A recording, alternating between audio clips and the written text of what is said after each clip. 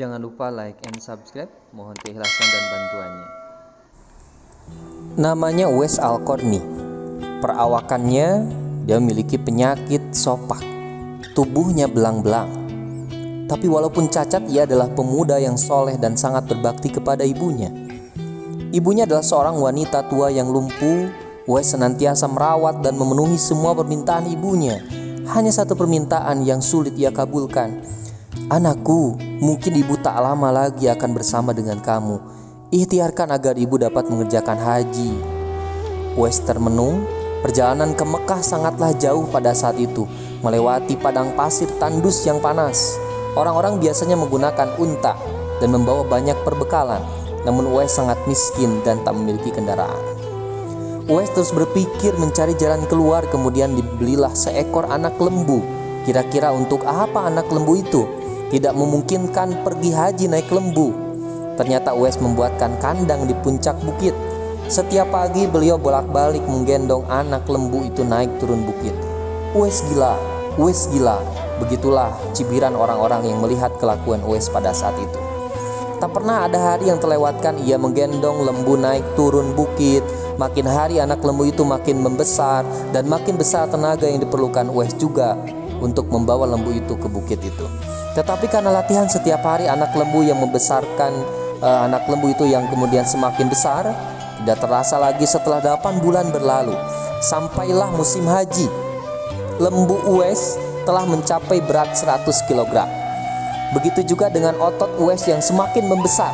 Karena setiap hari terlatih dari bawah ke bukit balik lagi, ia menjadi kuat mengangkat barang.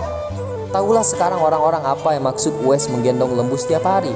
Ternyata ia latihan untuk menggendong ibunya. Subhanallah. Uwais menggendong ibunya berjalan kaki dari Yaman ke Mekah. Subhanallah, alangkah besar cinta Uwais kepada ibunya. Ia rela menempuh perjalanan jauh dan sulit demi memenuhi keinginan ibunya. Uwais berjalan tetap menggendong ibunya pada saat bertawaf di Ka'bah. Ibunya terharu dan bercucuran air mata telah melihat Baitullah. Di hadapan Ka'bah, ibu dan anak itu berdoa, "Ya Allah, ampuni semua dosa ibu," kata Uwais. "Bagaimana dengan dosamu?" tanya ibunya yang heran. Uwais menjawab, "Dengan terampunnya dosa ibu, maka ibu akan masuk surga. Cukuplah ridho dari ibu yang akan membawa aku ke surga," kata Uwais. Subhanallah, itulah keinginan Uwais yang tulus dan penuh cinta. Allah Subhanahu wa ta'ala pun memberikan karunia-Nya. Uwais seketika itu juga disembuhkan dari penyakit sopaknya. Hanya tertinggal bulatan putih di tengkuknya. Tahukah kalian apa hikmah dari bulatan disisakan di tengkuk? Itulah tanda untuk Umar bin Khattab dan Ali bin Abi Thalib, 2 sahabat utama Rasulullah, untuk mengenali Uwais nantinya. Beliau berdua sengaja mencari Uwais di sekitar Ka'bah karena Rasulullah SAW berpesan, "Di zaman kamu nanti akan lahir seorang manusia yang doanya sangat makbul. Kamu berdoa, pergilah cari dia. Dia akan datang dari arah Yaman.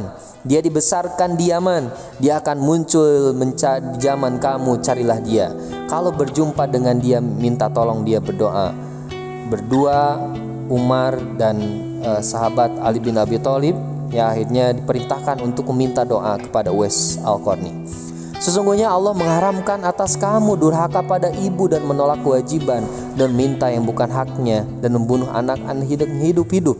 Dan Allah membenci padamu banyak bicara dan banyak bertanya, demikian pula memboroskan harta." Hadis riwayat Bukhari dan Muslim. Bagaimana kita lihat kehidupan Uwais Al-Qarni. Pemuda bernama Uwais Al-Qarni ini tinggal di negeri Yaman. Uwais adalah seorang yang terkenal fakir, hidupnya sangat miskin. Uwais Al-Qarni adalah seorang anak yatim.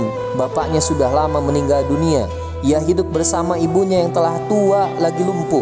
Bahkan mata ibunya telah buta. Kecuali ibunya, Uwais tidak lagi mempunyai sanak famili sama sekali. Dalam kehidupan sehari-hari, Uwais Al-Qarni bekerja mencari nafkah dengan mengembalakan domba-domba orang pada waktu siang hari. Upah yang diterimanya pun hanya cukup buat nafkah sekedar makan dengan ibunya saja. Bila ada kelebihan, terkadang dia pergunakan untuk membantu tetangganya yang hidup miskin dan serba kekurangan seperti dia dan ibunya. Demikianlah pekerjaan Uwais Al-Qarni setiap hari. Uwais Al-Qarni ini adalah salah sahabat yang terkenal di langit, tidak terkenal di bumi. Bagaimana tidak? Ya, penduduk langit mengenalnya sementara penduduk bumi tidak mengenal Uwais Al-Qarni. Uwais Al-Qarni terkenal begitu sangat berbakti kepada ibunya dan juga taat beribadah. Uwais seringkali melakukan puasa. Bila malam tiba, dia selalu berdoa memohon petunjuk kepada Allah. Alangkah sedihnya hati Uwais setiap melihat tetangganya baru datang dari Madinah. Mereka telah bertemu dengan Nabi Muhammad. Jadi sahabat Uwais ini adalah sahabat yang sejaman dengan Nabi, tetapi tidak ditakdirkan untuk bertemu dengan Nabi. Jadi banyak tetangga-tetangganya yang ketika ke Madinah bertemu dengan Nabi, sementara Uwais hanya kerinduan yang kemudian tidak terobati. Berita tentang perang Uhud pun menyebabkan Nabi Muhammad mendapatkan cedera dan giginya patah karena dilempari batu oleh musuh-musuhnya. Telah juga didengar oleh Uwais Al-Qarni. Segera Uwais mengetok giginya dengan batu hingga patah. Hal ini dilakukan sebagai ungkapan rasa cinta kepada Nabi Muhammad SAW. Sekalipun ia belum pernah bertemu dengan beliau, hari demi hari berlalu dan kerinduan Uwais untuk menemui Nabi semakin dalam. Hatinya selalu bertanya-tanya kapankah ia dapat bertemu dengan Nabi.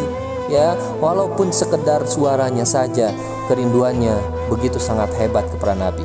Tapi bukanlah ia mempunyai seorang ibu yang telah tua renta dan buta, lagi pula lumpuh, yang masih butuh bimbingan dan penjagaan dari dirinya. Akhirnya kerinduan kepada Nabi selama ini dipendamnya tak dapat ditahan lagi. Pada suatu hari ia datang mendekati ibunya, mengeluarkan isi hatinya dan mohon izin kepada ibunya agar ia diperkenankan pergi menemui Rasulullah SAW di Madinah. Ibu Uwais pun walaupun telah uzur merasa terharu dan ketika mendengar permohonan anaknya, ia memaklumi perasaan Uwais seraya berkata, "Pergilah wahai Uwais anakku, temuilah Nabi di rumahnya, dan bila telah berjumpa dengan Nabi, segeralah engkau kembali pulang." Betapa gembiranya hati Uwais mendengar ucapan ibunya. Segera ia berkemas untuk berangkat. Namun ia tak lupa menyiapkan keperluan ibunya yang akan dia tinggalkan, serta berpesan kepada tangganya agar dapat menemani ibunya selama ia pergi. Sesudah berpamitan, sembari mencium ibunya, berangkatlah Uwais Al-Qarni menuju Madinah. Uwais Al-Qarni pergi ke Madinah setelah menempuh perjalanan yang begitu sangat jauh. Ya, di zaman dulu belum ada pesawat terbang seperti hari ini, jadi berangkatnya pun seadanya. Uwais Al-Qarni ternyata tidak ditakdirkan bertemu Nabi, tetapi hanya bertemu dengan Siti Aisyah radhiyallahu anha, istri Nabi. Betapa kecewaannya hati Uwais. Dari jauh ia datang untuk berjumpa dengan Nabi, tetapi Nabi tidak dapat menjumpainya. Dalam hati Uwais bergejolak perasaan ingin menunggu kedatangan Nabi dari medan perang. Tapi kapankah Nabi pulang? Sedangkan masih terngiang di telinganya pesan ibunya yang sudah tua, sakit-sakitan, agar ia cepat pulang ke Yaman. Engkau harus lekas pulang. Akhirnya karena ketaatannya kepada ibunya, pesan ibunya mengalahkan suara hati dan kemauannya untuk menunggu dan berjumpa dengan Nabi. Karena hal itu tidak mungkin, Uwais dengan terpaksa pamit kepada Siti Aisyah radhiyallahu an untuk segera pulang ke Yaman. Peperangan telah usai, Nabi pulang menuju ke Madinah. Sampainya di rumah, Nabi menanyakan kepada Siti Aisyah tentang orang yang mencarinya. Nabi mengatakan bahwa Uwais Al-Qarni, anak yang taat kepada ibunya, adalah penghuni langit. Mendengar perkataan itu, Siti Aisyah radhiyallahu an dan para sahabat tertegun. Menurut keterangan Siti Aisyah, memang benar ada yang mencari Nabi dan segera pulang kembali ke Yaman karena ibunya sudah tua dan sakit-sakitan. Nabi Muhammad melanjutkan keterangannya bahwa Uwais Al-Qarni penghuni langit itu, kalau kalian ingin berjumpa dengan dia, perhatikanlah ia mempunyai tanda putih di tengah telapak tangannya.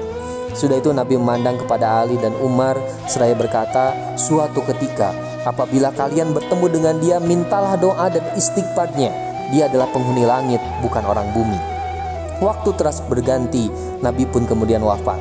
Khalifah Abu Bakar pun telah digantikan oleh Umar. Suatu ketika Khalifah Umar teringat akan sabda Nabi tentang Uwais Al-Qarni. Beliau segera mengingatkan kembali sabda Nabi itu kepada sahabatnya Ali bin Abi Thalib. Sejak saat itu, setiap ada kabilah yang datang dari Yaman, Khalifah Umar dan Ali selalu menanyakan tentang Uwais Al-Qarni, si fakir yang tak punya apa-apa itu, yang kerjanya hanya menggembalakan domba dan unta setiap hari. Rombongan Khalifah dari Yaman menuju Syam silih berganti membawa barang dagangan mereka, dan suatu ketika Uwais Al-Qarni turut bersama mereka. Rombongan Khalifah itu pun tiba di kota Madinah. Melihat ada rombongan khalifah yang baru datang dari Yaman, segera Khalifah Umar radhiyallahu an, Ali radhiyallahu an mendatangi mereka dan menanyakan, apakah itu Uwais Al-Qarni? Rombongan kafir itu mengatakan bahwa Uwais Qarni ada bersama mereka. Dia sedang menjaga unta-unta mereka di perbatasan kota. Mendengar jawaban itu, Khalifah Umar dan Ali pun segera menjumpai Uwais. Sesampainya di kemah tempat Uwais berada, Umar dan Ali memberi salam. Tapi rupanya Uwais sedang sholat. Setelah mengakhiri salatnya dengan salam, Uwais menjawab salam Khalifah Umar dan Ali sambil mendekati kedua sahabat Nabi itu. Sewaktu berjabatan, Khalifah Umar dengan segera membalikan tangan Uwais untuk membuktikan kebenaran tanda putih yang memang sudah diprediksikan oleh Nabi dan sudah diinformasikan oleh Nabi. Seperti yang pernah dikatakan oleh Nabi, memang benar, tampaklah tanda putih di telapak tangan Uwais.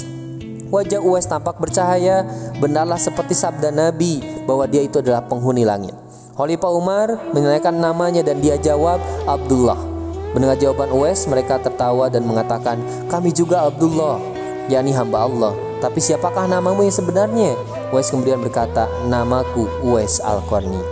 Dalam pembicaraan mereka diketahuilah bahwa ibu Uwais Al-Qarni telah meninggal dunia. Itulah sebabnya ia baru dapat turut bersama rombongan kafilah dengan dagang saat itu. Akhirnya Khalifah Umar dan Ali memohon agar Uwais membacakan doa. Uwais enggan dan tidak. Dia berkata kepada Khalifah, sayalah yang harus meminta doa pada kalian.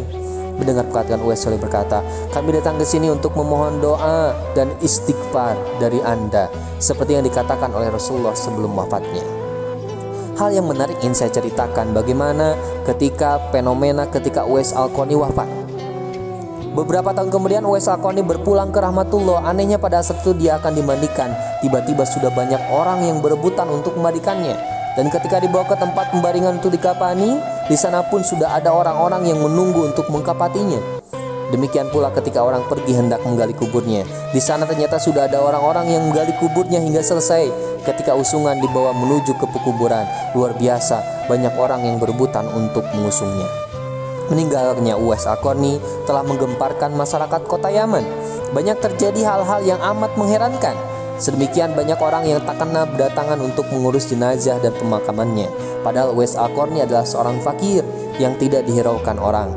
Sejak ia dimandikan sampai ketika jenazahnya hendak diturunkan ke dalam kubur, di situ selalu ada orang yang telah siap melaksanakannya terlebih dahulu. Penduduk kota Yaman tercengang. Mereka saling bertanya-tanya, siapakah sebenarnya engkau wahai Uwais Al-Qarni? Bukankah Uwais yang kita kenal hanyalah seorang fakir yang tak memiliki apa-apa, yang kerjanya sehari-harinya sebagai penggembala domba dan unta?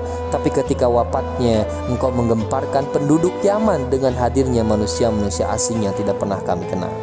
Itulah kisah sekelumit dari Uwais Al-Qarni yang bisa kita jadikan hikmah tersendiri bahwa manusia di sisi Allah tidak dipandang dari pekerjaannya, tidak dipandang dari harta kekayaannya, tapi dipandang dari sisi ketakwaannya. Mudah-mudahan bermanfaat. Assalamualaikum warahmatullahi wabarakatuh.